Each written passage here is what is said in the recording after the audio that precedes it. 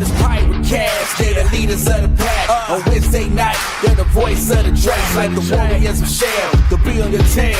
The pirate pride will never fail. The speedway world thinks the pod is awesome. Getting more wins than Richard Lawson. Hey, we get the scoops in record time, bringing more light than the sweet Caroline. And we're on roll, everybody knows us. Spinning our heads like the Toby's Donuts. For an hour each, we don't need a tag. Gotta let us cook like Captain Zach. Leaning big like the number 8 man. Skulls and crossbows all the way to the end. Fire the cannon, seat 1 to 15. It's the PirateCast. Hey, you know what I mean.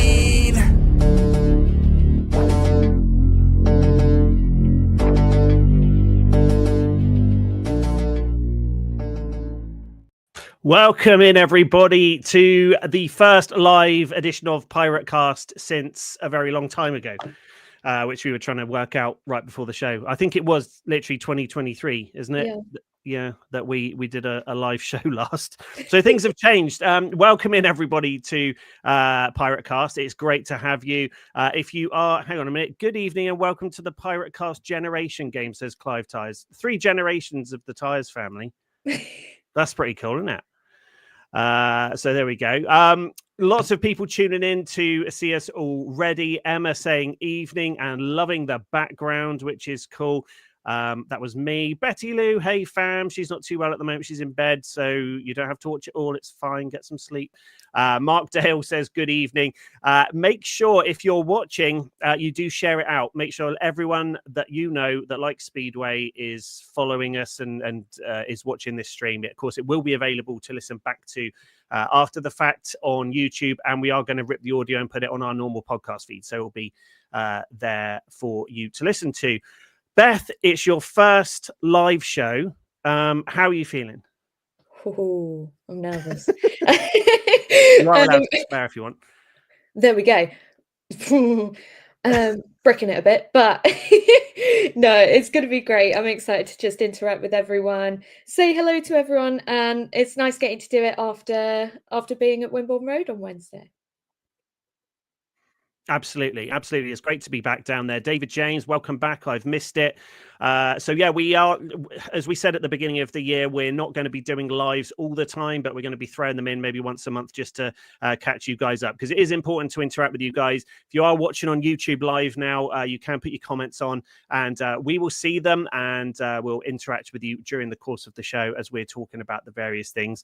Also, make sure that you are following us on all of our socials, and the easiest way of doing that is by going to thepiratecast.com. And it's got all of our social media links listed there, including, and this is where I throw it back over to Beth, our TikTok, which Beth is 100% in charge of, tiktok.com/@PirateCastPod. So just the username of @PirateCastPod, and you'll be able to find us. But you put together a little compilation of stuff from this past Wednesday as well. I only saw that today. Oh, well, I'm glad to know you're watching. No, yeah, it's been really fun. It's a really good start. A lot of support coming in straight away for that. So thank you to everyone who's already following, and definitely go ahead and give it a follow. We've got a lot of content coming up from the Pirates directly, which I think I've had a few comments. People are excited to see. We're just waiting on a couple of little bits to be able to finish that off, but we've got some good stuff coming. And yeah, I did a video from Wednesday night, and that was all just from where we were sat. It was all from our perspective, so it really is just kind of a look into how it looks for us, how it looks for the fans. Hopefully, if you weren't able to get down there, it gives a little bit of a preview of what happened on Wednesday night. Exactly, and I think it's certainly from our perspective at Poole Speedway, but for any speedway, it can come across as a very different meeting depending on where you're stood or sat around the track. It can feel very different, and I don't know, if that makes any sense to anyone. But yeah, if I was watching the whole meeting from the third bend, it would come across very differently than when we were watching it on the start line. Perhaps I'm just talking nonsense. Colin is in, says good evening, and with lots of cool emojis, including the skull and crossbones and the checkered flag, which is awesome. Good to see you, Colin. David James says, what do you think of our reserves? We'll be covering that a little bit later on, so stay tuned for that. And Emma, what a great meeting Wednesday was. I couldn't agree more. That was lots of fun, and yeah, just great to be back down there. Before we get to that, I think it's probably a good idea we cover off what happened to last week's show. Which is could be I'm not going to name any names here, but we sat there on Thursday and we recorded a show as we normally do. We sat there, we did have a guest scheduled to speak to, and we decided, just for the times perspective, we recorded the first half of the show and then said, yay, right, now we've got coming up this person who's going to be on the show. Then we pause, and then we started recording again with, wow, what a great interview that was from blah blah blah blah blah. And then after we'd recorded that whole show, probably about 45 minutes worth of stuff, at least, we waited on the guest to arrive, and they're supposed to be 1 o'clock in the afternoon, so we said wait till about 5 past. I messaged the guest, you all right, how's it going, everything okay your end? Nothing. Everything okay, fine. In the end, what we ended up doing was messaging someone who lives with this guest and saying, just sorry if this is a really weird message, but is insert guest name here with you. And the person we spoke to said, no, they're off playing golf, so it doesn't look as though you're doing your interview. So that happened. And then we were kind of left with, okay, what do we do? So we haven't got a guest, but we've recorded the whole show sounding as though we were going to have a guest. So do I go through and chop it to bits and try and make something out of it? Do we re-record? Now, the other thing that was happening during this time was that I was starting to go down with a bit of a cold. So I was sniffling and all the rest of it during the show. By the time it got to the evening, I was fully like man flued up. It wasn't great. The next, what happened, I was trying to chop up the audio that we'd already recorded in the afternoon, and it deleted itself somehow, so we didn't even have that. So it got to that point, I messaged you weren't particularly happy with the whole thing, were you? Well, no, that was like the whole afternoon kind of gone, but and this was on Thursday, so we didn't have time to go, oh well, we'll do it later in the week or whatever. And obviously at this point, the idea was that we were still going to be down at the track on Friday, so we couldn't just kind of rearrange it for Friday in that time either. And I don't think you would have been well enough to do it anyway. Exactly. But yeah, I think the odds were just a bit against us. For that one, but it's okay. It's fine. Sometimes you've just got to accept that things aren't going to happen. And what we said was, you know what? Worst case scenario, we're going to be down at the track on Good Friday, and we can record something on Good Friday. Of course, that was rained off. So anyway, it didn't happen, but so thank you for bearing with us, which is why we decided to go all in and do a bit of a live show this week. David James said, can we have the pirate shop back online so I can buy stuff, as I find it hard getting up from near Exeter? Couldn't agree more. It'd be great to have it back up online. It's not our decision, though, to do that. It is, as you know, PirateCast is 100% unofficial. Obviously, we'll pass the comments on to Danny and the team down at Wimborne Road, and I'm sure it is part of the part of the landscape of getting that back online at some stage. But obviously, Danny, congratulations to Danny. Of course, he's now a married man. So all of that wedding stuff, which is stressful enough in its own time, along with trying to set up a speedway team ready for 2025. Not only that, but one of the most successful ones in the country. He's had a lot going on, so the website probably will be updated in due course when we've got all of the merch in the track shop. But again, the track shop is the best place to get it from. Much more selection down there. Emma says, anyone planning the trip to Plymouth think we'll be going? I don't think we will. No. Unfortunately. Do you know what? We've said we've got to get to an Oxford one at some stage this year. I think we should do that. We've said we want to get to an away one for the past about 4 years. So yes. This is But going to be the year. We're sticking to it.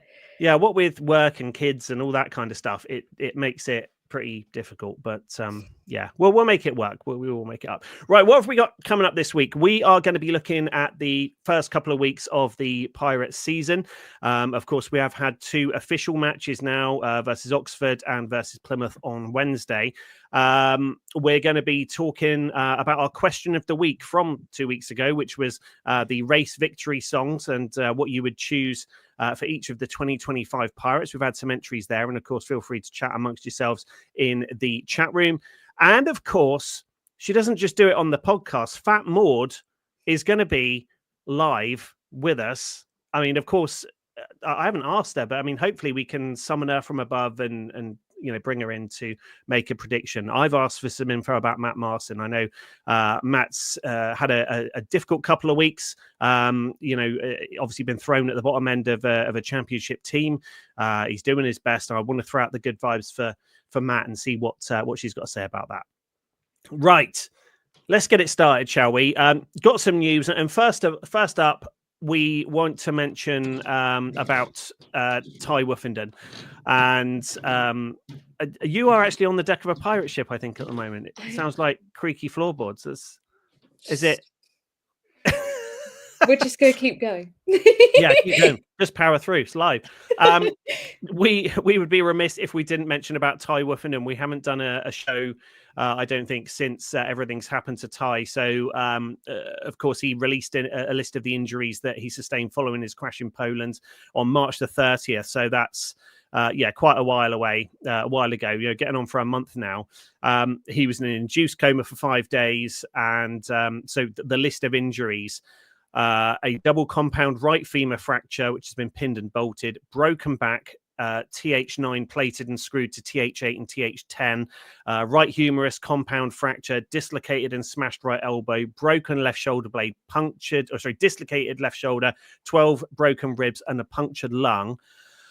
And just today, I mean, he's been posting videos when he's been up and about walking, and he's literally in a gym today, like moving medicine balls around, trying to get his strength back up. And it's unbelievable. There's no words for it. How is he doing that?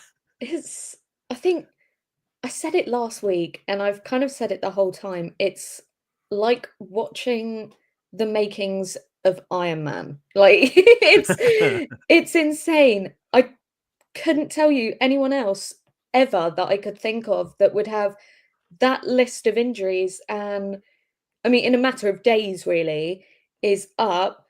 The video he posted today, he was walking unassisted. And he's up and about, he's doing everything he can to kind of rehab and get back to the best place he can be. I think well done to him. It's insane. Absolutely. I mean, I know the Polish media had said that he's going to be back at some point later this year, and Ty's kind of dived back in and said he hasn't got a comeback date in mind at this point. He says, my days are so up and down. I've dealt with a broken bone here and there, but what I've done this time around, it's a whole different level. I haven't had a full night's sleep since I was in the coma. He's read a few articles about him coming back, and you have to understand that he's always set himself a goal, so it gives him something to chase, and he's just taking things one day at a time. But again, the speed he's coming back at the moment is, like you say, it's like Iron Man. It's like someone sort of building him back up out of Meccano or something. It's unbelievable. PirateCast best wishes out to Ty Woofenden, and we hope to see him back on a bike soon, but if not, just back up and leading a normal life. It'll be great to see. Next one, injury news, a little bit closer to home. Our captain from last year, Ben Cook, is going to be spending a little bit of time on the sidelines. He had a crash up at Kings Lynn last week, and broken radius and scaphoid, and there has been a picture that's been floating around, which is a little bit not for the faint-hearted. If you've seen it, I wouldn't. If you've got a weak stomach, I wouldn't go searching it out. But yes, it's been out there. But again, he was down at Poole Stadium last night, For those of you who didn't see him, he did come out with mid-low at the end when the Pirates were doing their interviews. And yeah, it was great to see Ben there. Obviously, his arm's in very bad shape, but you can't keep these guys away from Speedway. I know he's only living in with mid-low, not too far away from the stadium, but with those injuries, like he's still there. Crazy, isn't it? Yeah, and I think he's coming off of surgery, which I believe, from all accounts, seems to have been very successful, which is nice to hear. But to come back from that again, regardless if you've just been through a surgery, the last thing anyone's expecting you to do is be down in the freezing cold at night, doing things to do with Speedway. And I know he will have just been there kind of as a spectator, kind of chatting to people, but that's still, again, an amazing feat. And hopefully he'll be back and ready to race sooner rather than later. I know he's not racing for Poole this year, but I think we all feel that quite a lot. Absolutely. Clive Tyers saying Ben was interviewed in the BSN booth on Wednesday. I didn't catch that. Obviously, we were down at the track on Wednesday and weren't watching the BSN coverage. So, yeah, didn't see that. But it'd be interesting. If someone can post anything that he had to say, that would be really cool. But yeah, great seeing him down there. Fortunately, injuries, touch wood, at the moment, pool-wise, are okay. So again, touching lots of wood. If anything happens tomorrow. Yeah. I mean, that's the next that's the next big hurdle, isn't it? Plymouth tomorrow night. We'll talk about the first leg, but before we get to that, but there's a few other bits of news. So let's skip down the show order actually and talk about the new averages. They have been released. What they're going to be from May 2025. Richard is going to be 9.21, Tobias 4.63, Anders with 6.49. Zach 6.7, Louis 7.71, Paul Stark 3.59, Matt Marson on a 2 point, still puts us at the total of 40.33. And there shouldn't be no changes in the riding order in regards to Richard moving out of the number one spot or Paul and Matt going to be at reserve. So yeah, that's again, we haven't really had anything to impact those so far. So yes, it's I think when we get into sort of June, July, we'll be able to see if there are any big changes. Outside of the Pirates, Louis and Anders, of course, riding for Sheffield. Do you want to cover those off, Beth? Nope, because I can't find it. You can't find it. Okay. Where is it? Right below the average. Got it. You can tell it's the first time we're doing this live. Anyway, so yeah, Louis coming in racing for Sheffield. Obviously, they did have to have a bit of a switch around following the tyre accident, and he was able to score at number 6, 8+1, which, I mean, brilliant feat. Well done to him. That was a 2 paid 1. He was excluded in his second race and then 2 race wins after that.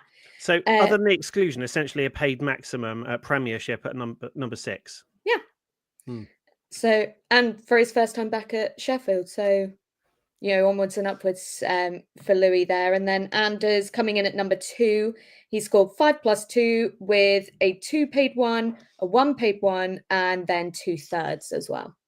That's pretty good. Number 2 as well, which is sterling work. Again, for the Premiership, I know everyone says, well, pretty much the same ride as the odd 1 or 2 that are padding out the team to turn a Championship team into a Premiership team. But I still think that's great work. And again, the experience that they're getting from the Premiership rather than the Championship, as the pirate off walking around on the deck again.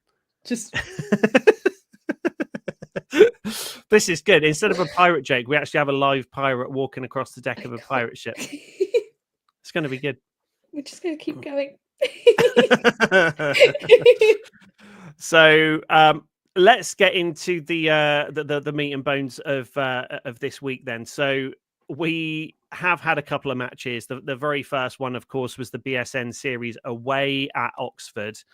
It was obviously BSN series rather than league at this stage. It was on the night a draw of 45-45. However, we did win the superheat with some really, really good tactics from Midlow and Poole. Winning the superheat 5-4, so we do get that extra bonus point there for winning that superheat. But what were your first impressions, Beth? I mean, it's the first time we saw. Obviously, we'd had the pairs and the individual championship, riders championship, but this was the first time we've seen the Pirates ride as a team. What did you think of your first look at the 2025 squad? I enjoyed watching it. I think it always feels a little bit weird at the beginning of the season, and we've spoken about it before, it never feels the same because obviously you get used to the team that you have the previous year. So it always feels a little bit different. They're kind of figuring out their own dynamics. So I think it was interesting to look at that, especially away rather than at home for the first time. But no, I think they all did really well. They all came together really well. Everyone knew Oxford was going to be a challenge. The week before that, they'd beaten Scunthorpe by something like 20 points. Yeah. So to come off of that and for us to get a draw, stop laughing, and then to win from that superheat, I think really showed that regardless of anything, we're still going to be a force to be reckoned with this year. I think there were some interesting things going on with the track. I'm not going to say too much because obviously I wasn't there, don't know too much about it, but just from what we were seeing on the stream, it seemed there were a few discrepancies over the track condition. But no, especially when you got to sort of the second half of the meeting, we were really starting to see the team riding at its strongest, and I think the superheat with Zach and Rich really proved that more than anything. Yeah, exactly. We've talked about this a few times amongst ourselves and on the show that never was, that we recorded and disappeared. But yeah, it feels, it's always weird when you get a new team or a new lineup to a team, and especially when I think what was getting me is not seeing Ben and Zach on the same team. Yeah, it was really weird. You're sort of going through the line of Ben will be out in a minute, and then Ben isn't out in a minute, and then you just sort of put it together that he's not on the team anymore, and it's very weird. It just feels like there was someone missing, and that's no disrespect to people that have come back into the team, like Paul, Louis, and Anders, and obviously Matt coming in at reserve. But it just takes you a while to get used to that lineup, I think, and. But regardless, as you say, that the team riding towards the end, Heat 15 was brilliant. The super heat at after Heat 15, they just let Sam Masters go, and it was Rich and Louis, wasn't it?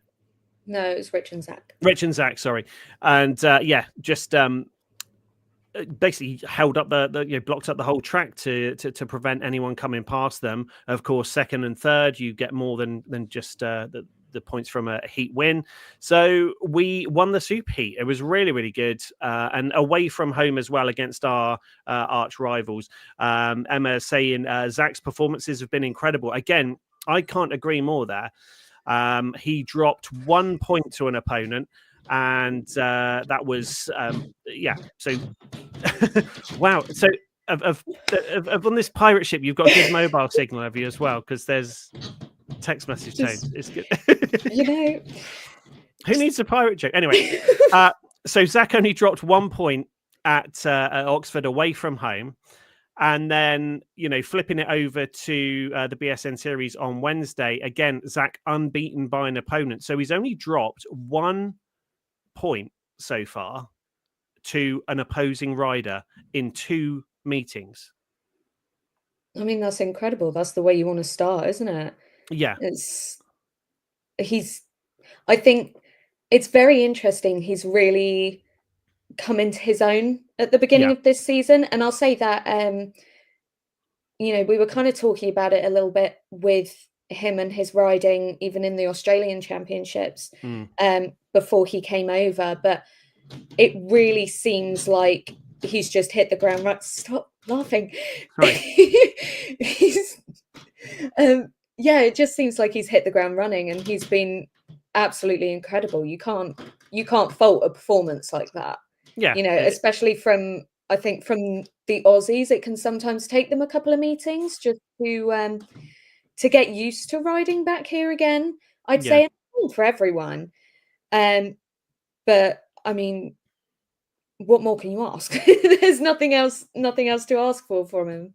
Exactly. Emma says, never seen him overtake like he did with Clint on Wednesday. If you haven't watched the BSN coverage, check it out on YouTube. Follow BSN on YouTube, and they have posted that race with Zach overtaking Nikolai Clint. And that's something that certainly a couple of years ago, but even last year at times, you would have thought, yeah, Zach will give him a good run for his money, but I can't see him passing Nikolai. This year, he's really...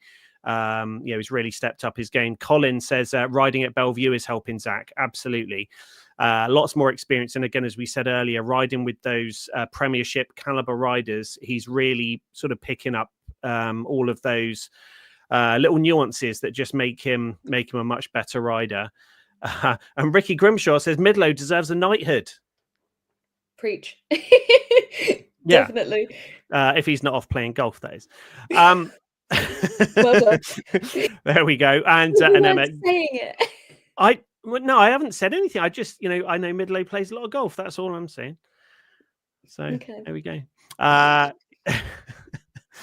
Right, let's continue. So that was Oxford, and then we flipped back down to Poole for the first leg against Plymouth this past Wednesday. And number one, it was great being back down at Poole. It was it had a little bit of a different vibe this year. I don't know what I'm allowed to say and what I'm not, but obviously there was a little bit of a different environment to the to Wimborne Road this year. But as far as the racing on the track, tricky conditions, I think, because there was a bit of rain in the morning and then there was the threat of rain for the rest of the day. So I don't think they put a lot of water on the track until the meeting was kind of happening. So a bit of a challenge there, but the track was a bit dry at parts. But once we got out the first 2 or 3 heats, we kind of ran away with it. It was a really good night. Yeah, it was lovely to see. I think that's the confidence boost everyone needs, as a team, to come away with a win like that. I think was really nice. It was impressive. I think everyone rode really well. Again, Zach coming out on with that sort of, what was it, 14+1? Yeah, 14+1. Well remembered. I looked at the show plan, Okay, but it's good. okay. But no, I think it was nice to see them all at Wimborne Road. It's the way they ride at home, I think, defines Poole as a team. And it was good to kind of see them all working together and just really, really everyone pulling their weight to get the win. Yeah, absolutely. And again, I think a couple of the guys had engine issues and things at the start. I know Tobias was a little bit unhappy with his setup at the beginning, but he came back good, sort of second, third and fourth rides. And of course, we got our first donut of the season, which was great. Always good to see Toby doing donuts at Wimborne Road. Paul Stark again had a little bit of a mixed outing, and again looked to be struggling for power at certain points, and then he had a bit of a fall in his penultimate ride. Again, caught out by the tricky track conditions there. And Matt Marson, of course, again his first home match for the Pirates. Give him time. These guys, it's only their second meeting riding for Poole, so give them all a little bit of time to get settled in and get all the pistons firing, and I think we're going to be we'll be just fine. And Anders, how fast did Anders look as well in some of his rides? He was on fire. It was insane. I mean, people have said before, especially going back sort of last season and the season before with Ben and Zach, people have kind of said 3 and 4 were really going to be the powerhouse for the Pirates, and I don't think anything's changing there for now. I mean, riding orders can change, and I wouldn't be surprised to see them change throughout the season. But for now, I mean, Anders was immaculate. It was brilliant. And he really did. He looked fast underneath his engine. It wasn't even just, you know, that he was riding well. It was, I mean, he was out and away, and so was Zach. So, I think that 3 and 4 position is going to be pretty strong with those two. Yeah, completely agree. Clive Tyers, great to see Tobias 8+3. Mark Dale says Midlow should get an MBE. And now, again, as you touched on, Beth, Emma's said, whoever decided to put Anders at 3 and Zach at 4, I think it's a brilliant decision. Now, this is something, again, we've been talking about. At the start of the year, or before the team was sort of debuted, before press and practice day, I said I thought it would be better to have Zach at 3. And other people had said, no, keep him at 4 because then we get him in the heat 14 and he likes that. You know, it'd be good to have him there. What do you feel about the Anders at 3 and Zach at 4? Because to me, and again, this is just to me, I'm not an expert and I'm not criticizing any team lineup decisions or anything like that. I'm not qualified to do so. But for the lack of a better term, it feels like our 3 and 4 are kind of a little bit overpowered. And maybe sort of shuffling that combo with, Anders, Zach, Tobias, and Louis, maybe sort of moving that around a little bit. I don't know whether sort of any experimentation is on the cards there or what, but it to me it feels like almost we're putting out 2 really big guns in the same heat, and they're just going to blast out. Whereas there are other heats where we might struggle just a little bit, not having a real top card in there. Again, just my thoughts and just feel really after the first couple of meetings. But what do you think? It's really difficult because at times in the last couple of meetings, I completely agree, and I would kind of shift things around. And then there were other heats, especially sort of coming towards the end of the meeting, especially people like Louis Kerr, he really came into his own. And he did, he became much stronger. And so then I start looking at, well, where would you put them? Because, if you argued, okay, switch over the 2 second strings, for example, and I'm not a speedway expert, so but say you were to put Zach at 2 and Toby at 4, are you then going to have a really, really powerful 1 and 2? Yeah, and then true. You're going to have the same conversation, and should you then pull that back? And people would be like, no, put him at 4. I don't know. I would like to see Zach in a heat leader position. I think he's proven he can do it. But I think the 3 others have as well. So I don't, I think it's a really difficult conversation. And I think it's one that we don't have an awful lot of evidence to back up yet. Maybe after a couple of weeks, we'll kind of see a little bit more and just kind of see how things work out. Yeah, no, I'm with you. And Clive Tyers, why change a winning lineup? Exactly. I think potentially my feelings on this are because Louis riding at number 5 when we were away from home, he only got those 5 points. And it felt like obviously Anders and Zach were flying. I mean, Anders only got 6+1, but he felt like he was a lot more on the pace than Louis, which is why I think it felt like there should be a bit of a change. But again, in all fairness, against Plymouth, it was a bit more balanced. So yeah, keep it, and we'll see what happens. But yeah, it was good. The other thing was the speed of some of the races. And Anders, I think was it in his first heat when he was absolutely flying. He was about half a lap faster than anyone else. It was either his first race or his third race, was it? I can't remember. No, it can't have been his first race. It can. First race or fourth race, maybe. Anyway, whichever one it was, he was absolutely screaming around the track. and was so fast. Considering he's not been at Poole for a little while, he's had a couple of years outside the team, and phenomenal riding from Anders. And as we said at the start of the year, I think he is going to be really pushing for the heat leader positions. Yeah, completely. I did see, I don't know if you can see the comment from Ben. There we go. Yeah. Yeah, Kerr to 3 and Anders to 5. I wouldn't mind seeing that. I'd like to see Anders in that Heat 13. Yeah. I think could be quite an interesting one and could be quite good to look at. But then again, Louis can do really well. So it is a bit of a wait and see type thing. But no, I do think Anders is going to be a real powerhouse for the team this season. I think he's come in really determined. You could see that sort of from interviews he's done from press day into the first couple of meetings. I think he's just going to get better and better.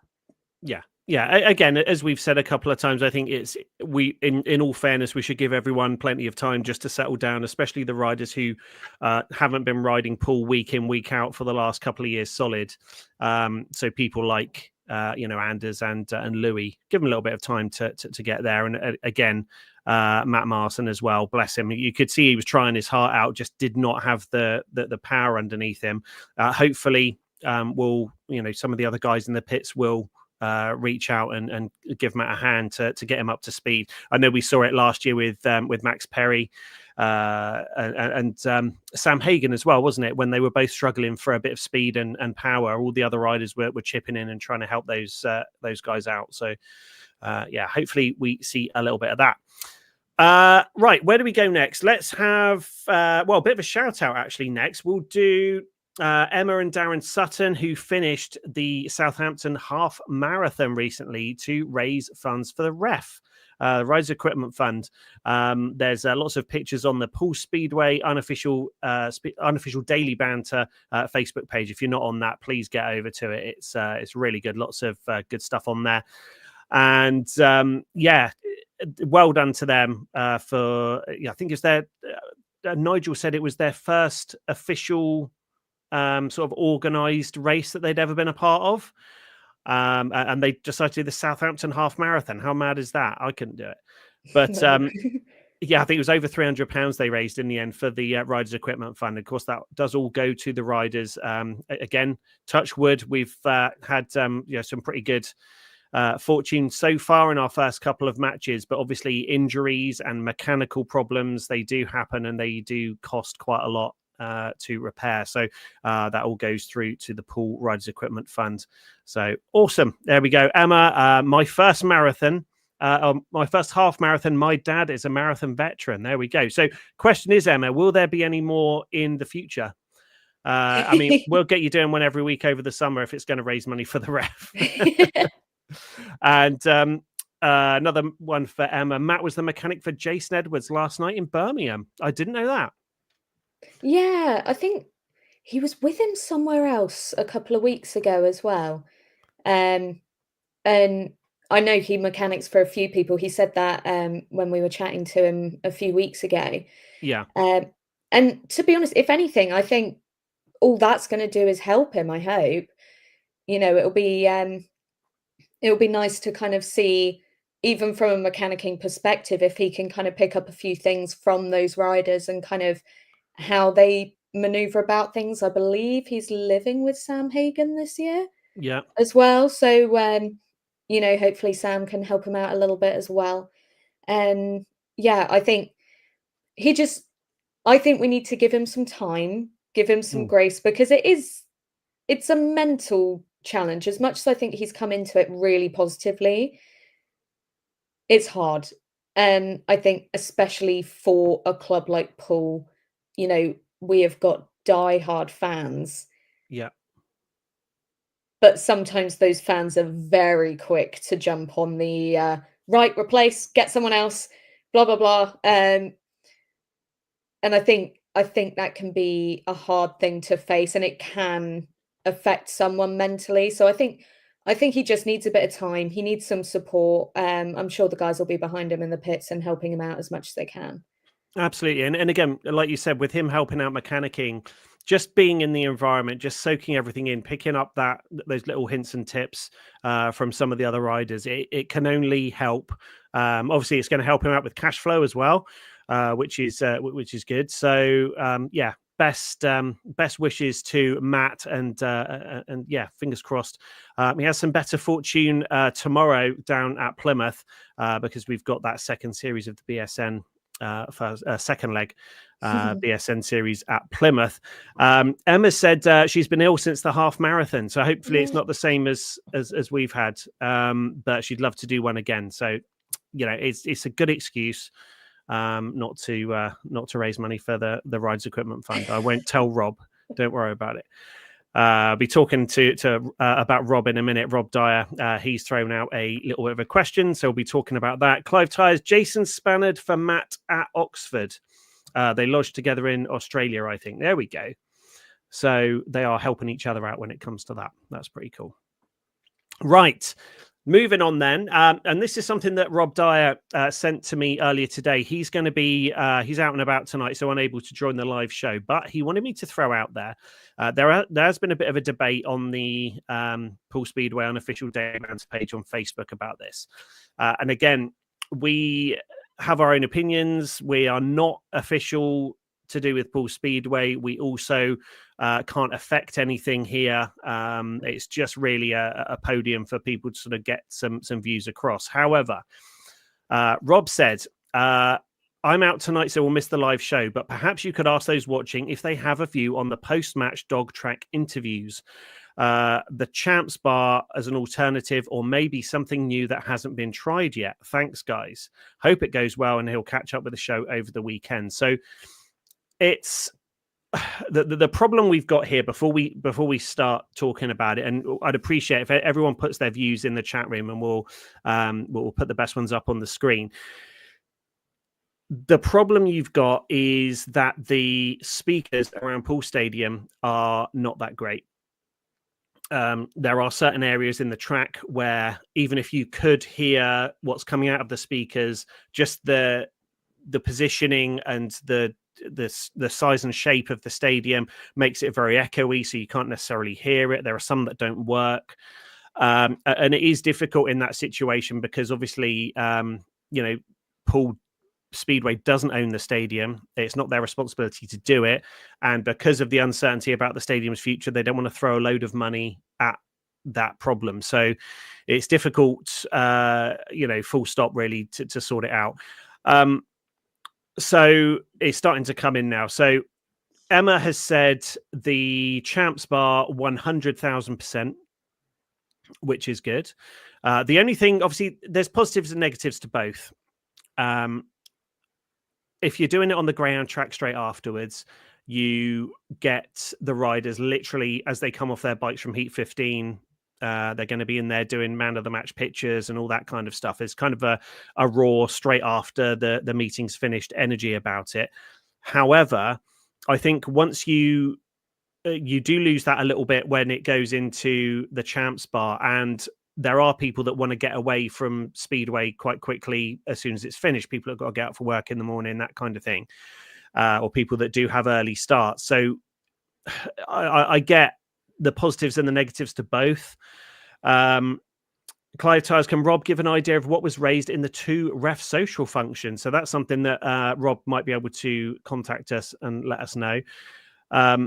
Amanda Sutton says, I agree, Champs Bar is the best. So yeah, again, it is quite easy to have that. Again, I don't think I've only been to a couple of them, I think, and sort of put my head in on the way out. It is quite a small venue. I wonder whether or not we could do it in the big grandstand as another option. That's what I was thinking. I think it's really hard, and I've kind of been, I was kind of having a look at some of the discussions going on, and I do think a lot of it is to do with the stadium sound system. I also think there's other things to kind of remember as well. When you're out in the open, B, you've got people that are just going to try and leave, so you've got quite a lot of hustle and bustle from the crowd. I like it on the Greyhound track, but I think we're quite lucky with where we sit. Yeah. In that I think we hear everything pretty clearly, and they're kind of right sort of in front of us because it's right by the start line. Um, so I don't think we feel it affects us too badly. I do think as well, you tend to get all of the riders unless there's a real reason why not to.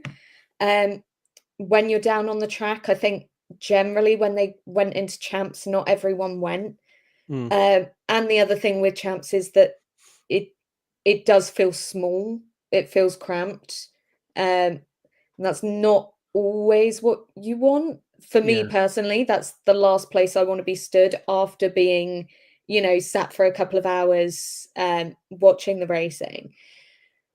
I I don't know. I think it would be interesting to look at it maybe in the glass stand if that's a possibility. There's just a little bit more room there, Mm. um, which might make things a bit easier. I don't know. Um, it is hard, and I do think you're never going to please everyone, Yeah. and that's something that always kind of have to be remembered. Yeah. Is Yeah, it's difficult. It's hard. It is. And Emma said it'd be good to Facebook Live the interviews as well, like Bellevue does. We know that Poole is really on top of their game with social media, posting shorts and video clips and stuff during the meeting. So there is obviously someone there with access to the official account. Maybe we could do a Facebook Live for those people who can't necessarily either stay and watch the interviews or who can't hear them when they're in the stadium. If they Facebook Live them, people even within the stadium can watch and listen to them on their phones, and then if they can play them back again when they get home, all the better. It'll really help with the with the exposure of it.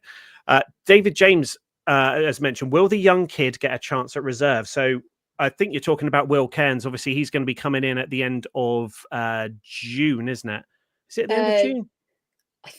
It is the end of June, his yeah. birthday's right at the end of June. I don't know if we actually have a meeting with him until July. I'm not sure. Yeah, but as soon as he hits the right age, we're going to get him onto the onto the team, and he will be taking Matt Marston's place. That it has been sorted out. The only other person I think that David could be referring to is potentially Cooper Russian, who has been he was there on Preston practice day. He's been lighting it up everywhere he's been. Really, he is one for the future. I'd be very, very surprised if Matt and Danny haven't got their eyes on Cooper Russian already for a year or two on in time. He's definitely going to be a star for the future, and could imagine him and Will Cairns on the same team at the same time in Pirates race jackets. That would be pretty awesome. Yeah, I think Cooper's someone that they'll probably be looking at. He is only just 15 though, Yeah. so he won't be around until at least next season, Like and that April would be next at year. the earliest. Yeah. Okie doke. Let's have a look. Clive Tyers, back to the presentation and the interviews. On the track would suit Pirates TV better. Also, the later the bars are open, the more it costs to staff them. Of course, that is, that they probably have I think I've heard in the past they do have a 10 o'clock embargo at the stadium. I know things are being looked at to try and move things on a little bit quicker to make it. There's been comments about the some of the presentation dragging at times, especially when there's injuries and track grades and air fences being replaced and all that kind of stuff. But yeah, again, it boils down to the track does need a little bit of work sometimes. There are things that you can't avoid. I know we're not going to be having an interval now. It's just going to be these little breaks every so often to grade the track. So things are being put together to try and make that happen. Emma, do you think the age for the championship should lower to 15? Beth, that's one for you. What do you think? No. I see the point, and I think for someone like Cooper, it'd be great because he is a very strong rider in the NDL. We're seeing that. Same with Will. The thing is, I think sometimes we look at them and I think we forget how young they really are. And do they have the same sort of willingness of tactical racing that perhaps some of the older guys are going to do. You know, if you're going out there with your proper seasoned riders, and I'm not going to name any names, but I'm sure lots of people can think of a few examples for themselves. But there are people that are going to throw their elbows in, and things can get a little bit messy. Should we let 15-year-olds be involved in that? I don't know. True. Yeah. Just from a safety perspective, I mean, you know, they're children. Yeah. You know, should you have children? I know, you know, technically you're an adult when you're 18, but there's a lot of stuff in sport for 16. You know, should you be competing with adults at that young age? I don't know. Yeah. Yeah. Just off completely not related to what you just said, but is Scott Nicholls coming back to Oxford this year? I can't remember. I don't. That's really. I see where you came from with that, but because he was actually, I was going to say, like, having Don't know what Scott you mean. Nicholls and Cooper Russian. I don't know. I think he's still kind of recovering from his crash last year, so Yeah. I have no idea. In all seriousness, best wishes to Scott, and hopefully he gets back on a bike soon. The other problem, of course, when they're 15, they're still fully in school. You've got to be traveling around the country and attending home meetings, away meetings, and it's just not feasible if they're doing a full-time school schedule. Ben Alford, forgive my ignorance, but surely if you're good enough, you're old enough. Technically, yes. I mean, that it shouldn't really be an issue if you take a step back and look at it like that. But again, I think it is more to Collins just posted, actually, rider insurance would be a problem for the 15-year-old. Yeah, exactly. It is the rules and regs behind it, and it's for the protection of the riders, to be honest with you. Even if you are extremely fast and extremely good at what you do, there is going to be a little sort of experience factor as well. We've seen Will Cairns blast his way around Wimborne Road at press and practice day, and there's a couple of people said that's cool, but what will it be like when he's out there with three other riders, you know, twice his age? How's that going to happen? Has he got the experience to sort of maneuver his way around them? And yeah, it could get messy really quickly. Not saying we want that, but yeah, he might struggle a bit against that. So purely for safety, I think. Emma has mentioned, I think Scott might retire. He said he'll be out until at least June. So yeah, he is getting on in years. It's Scott always seems to be one of those guys who's always been around Speedway, and you know, a former pirate, of course. We always like to see the best for the Pirates, but he always gets a good few boos when he's down at Wimborne Road as well. All in good jest. So there we go. Right, we are massively running behind on where we're supposed to get. We've still got a few bits to get to. So let's get to the question of the week. Question of the week last week was, which race victory songs would you choose for each of the 2025 Pirates? If you follow Carlito on X, it's not a secret anymore. He's not going to be doing any of the music at Poole Speedway this year. He's focusing on the GP circuit for this year, certainly. So we have got Callum, who's going to be taking on the music duties. And with that, obviously, slightly different presentation. Everyone's going to have their own ideas, their own spin on things. So we threw it out there to see who would, what do you think would be a good theme song for each of the riders? And we heard a couple of different ones last night. George Johnson chimed in and said Dizzy by Vic Reeves for Toby, which would be good with the donuts. Yeah, I see it. I'm here for it. Liam Smith has said The Chain by Fleetwood Mac by Paul Stark. Chris Foster has given us a full 1 to 7, actually. He said, for Richard, keep Rocket Man. For Toby, The Intimidator. Zach should have Leader of the Pack. Anders should have The Race. Louis should have the $6 Million Man theme, although that might go for Ty Woofenden at the moment. Paul Stark, The Chain again. That's another vote for that. Matt Marston, the James Bond theme, 007. Kind of get that. It's pretty good. And finally, this is a great name. I love this every time. Lamp Stanks Drums and Surf says, not sweet effing Caroline, that's for sure. Do you know, if there's one thing that polarizes Speedway fans more than anything that happens on the track, it is Sweet Caroline. Yeah. Some people love it. Some people hate it. I bet, like, if we don't play it at all this year, it's going to be early next season. Oh, can we just play Sweet Caroline again, please? It was great. Yeah. I like it, but that's personal preference. Not everyone does. Yeah. Here we go. Clive Tyers, with Poole being a midweek track, it can be a little difficult to attract the younger NDL riders. I think I'm right in saying that every NDL, NDT team runs at the weekend except Brum on a Monday. So, yeah, again, the bigger teams, the larger stadiums, all that kind of stuff, it's, yeah, you are going to struggle getting them up to those bigger leagues. So, yeah, it's built for that, for it to work that way. I think is probably the safest way of saying it. I mean, I would guess, not being hugely familiar with it, but I guess you get that with football as well. You know, even if you are really, really good, if you're 14, 15, you're not going to be able to go straight up into a Premiership lineup. I think, I could be wrong. I don't know. You'd be on a junior team, wouldn't you? Yeah, you have junior and youth teams. Again, I could be talking complete crap, but that's the way I understand it. Anyway. Okay. So we're rapidly approaching 8 o'clock. Thank you so much for listening in and watching us here on YouTube. If you're watching on YouTube after the fact, thank you so much. We'll keep your eyes on our social media because we will be announcing other lives to come in future. If you're listening on the podcast, you can check out the video version as per usual on the podcast feed. Thanks to Sports Social for having us as a part of their network. Now, the last thing that we have is, and Jensen says hi.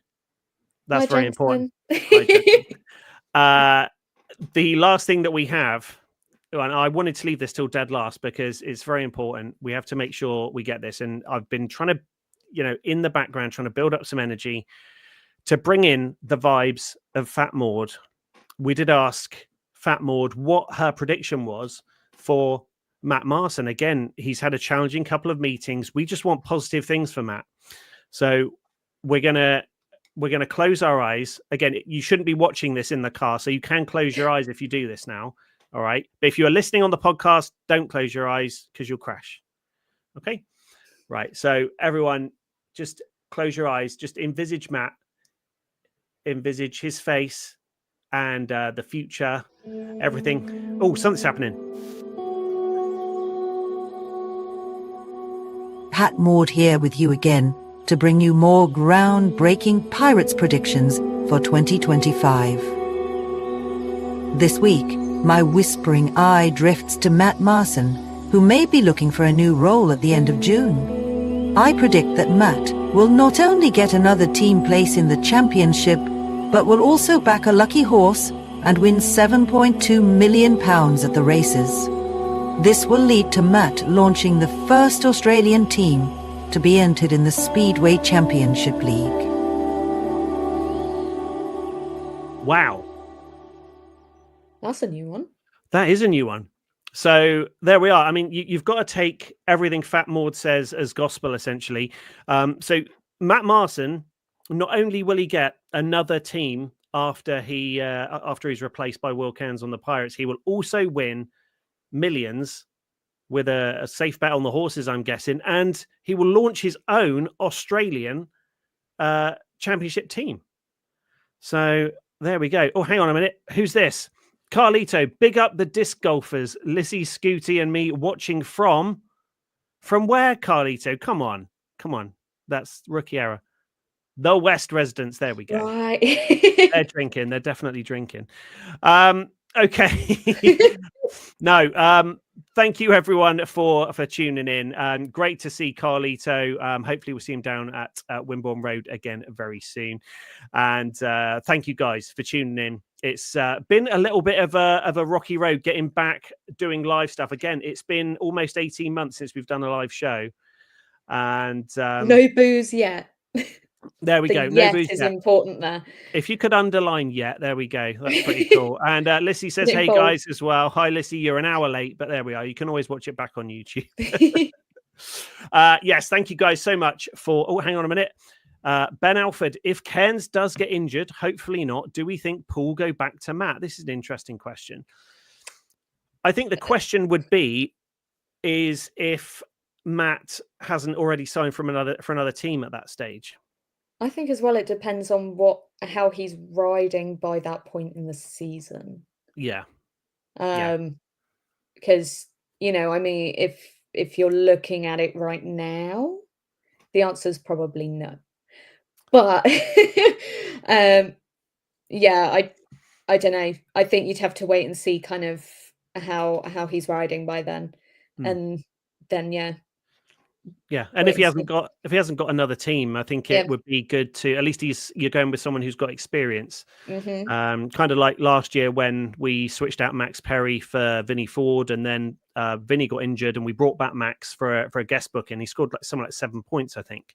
Yeah, it was amazing. Which was really good. So.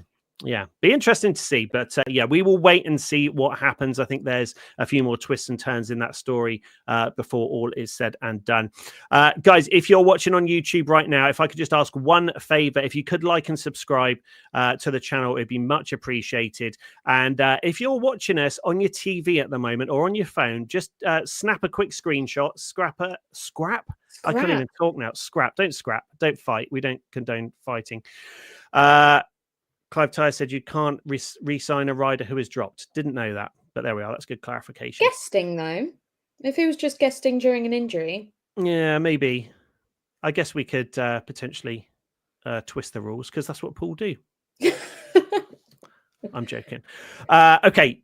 Yeah, take a picture of your screen right now and post it on social media. Tell them that you've been watching PirateCast. We've loved being back live. There'll be more of that coming very, very soon. And make sure you follow us on all of your socials just to make sure that you keep up to date. We're going to be back with the podcast next week. And we're going to be back on the trail for guests as well. So we'll hopefully get some of those. And, of course, the TikTok stuff is going to be kicking off good and proper in the next few weeks as well. So make sure you check that out, thepiratecast.com, for all of those links. Thank you once again for tuning in. Beth, how's it been, your first show? It's been great. It's been nice. See, I didn't need to be nervous. It's all good. It's been nice getting to chat with everyone. It's a bit different, bit of a different feel, but I like it. Exactly. And do you know what? It's actually easier than recording a podcast because you've got other people to bounce off as well. I love the community feel. So we'll probably do more of that in future. Thank you once again, everyone, for tuning in. And we will see you guys in one way or another next week. Take care. Bye-bye. Bye.